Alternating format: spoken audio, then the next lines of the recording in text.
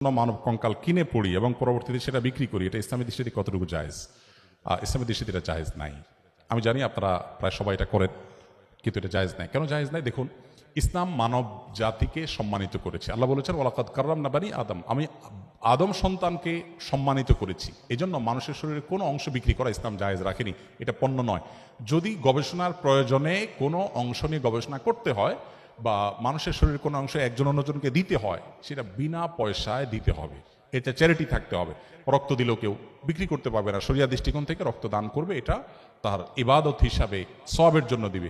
এখন আপনি হয়তো বলবেন যে বস্তুবাদের এই পৃথিবীতে এটা কি সম্ভব? সবকিছুই সম্ভব হবে মানুষ যদি আসলে সদিচ্ছা রাখে। আমরা যখন সুদের ব্যাপারে বলি যে ঋণ দিতে হবে সুদমুক্ত, তখন বলে ভাই সুদমুক্ত ঋণ কেউ দিবে পৃথিবীতে? সুদের এই ডেভেলপমেন্ট পৃথিবীতে যতদিন না হয়েছে, শত শত হাজার বছর পর্যন্ত মুসলমানরা যখন বিশ্ব শাসন করেছে, তখন সুদমুক্ত অর্থনীতি কিভাবে তারা দাঁড় করিয়েছিল সে বিষয়ে স্টাডি এবং বহু গবেষণা আছে। সো আমরা বানিয়ে নিয়েছি একটা পৃথিবী, স্বার্থপর পৃথিবী, যেখানে থুতু ফেলতে মানুষ স্বার্থ ছাড়া ফেলে না। সেখানে আসলে এগুলো চিন্তা করা একটু কঠিন, কিন্তু বাস্তবতা হলো ভিন্ন। এটা অবশ্যই আমাদেরকে দেখতে হবে। বাবা মার 3 সন্তান, 1 বোন 2 ভাই, 3জনই স্বাবলম্বী। ইসলামী শরিয়া অনুপাত অনুযায়ী বাবা মায়ের সম্পত্তি বন্টন না হয়ে যদি সমান 3 ভাগে ভাগ হয় এবং তাতে বাবা মা এবং ভাই বোন সবাই সম্মত থাকে, তাতে গুনাহ হবে কিনা? প্রথম কথা হলো, সম্পদের ভাগ তো হবে বাবা মার মৃত্যুর পর। এটাই হলো কোরআন হাদিসের নির্দেশনা। জীবিত অবস্থায় যদি ভাগ হয়, সেটা সম্পত্তির বন্টনের শরিয়ার যে নির্দেশনা, সেটা আওতা পড়বে, এটা গিফট হবে। বাবা মা জীবদ্দশাতে একটা উপহার হবে, সন্তানদেরকে দিলেন।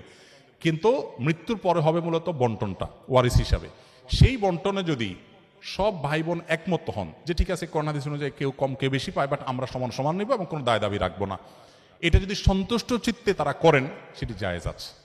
কিন্তু আল্লাহ তাআলা যে বন্টন করেছেন, সেটার প্রতি পরিপূর্ণ ঈমান থাকতে হবে। সেটা অযৌক্তিক নয়, সেটা অন্যায় নয়, সেটাই সবচাইতে ইনসাফ।